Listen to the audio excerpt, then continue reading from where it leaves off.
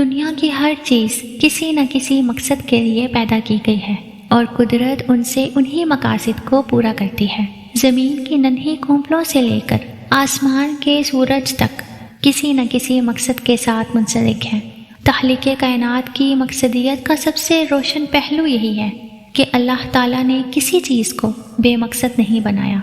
اللہ تعالیٰ نے مقصد کائنات کو خود بیان فرمایا کہ میں ایک پوشیدہ خزانہ تھا، جب میں نے چاہا کہ پہچانا جاؤں تو میں نے کائنات کی تخلیق کی۔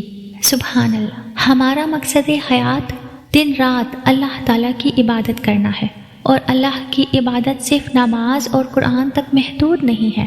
یاد رکھو، ہر وہ کام جو آپ اللہ کی رضا حاصل کرنے کے لیے کرتے ہیں وہ عبادت ہے۔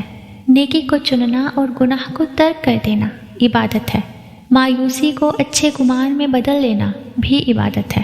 اپنے آپ کو فٹ رکھنے کے لیے اچھی غذا کھانا اور ایکسرسائز کرنا بھی عبادت ہے۔ اپنے رشتوں کے لیے وقت نکالنا اور ان کا خیال رکھنا بھی عبادت ہے۔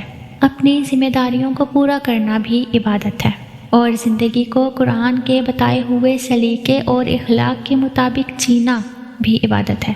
اللہ تعالیٰ قرآن پاک میں ارشاد فرماتا ہے، وَمَا خَلَقْتُ الْجِنَّ وَالْإِنسَ إِلَّا لِيَعْبُدُونَ، اور میں نے جنوں اور انسانوں کو پیدا نہیں کیا مگر اس لیے کہ وہ میری عبادت کریں۔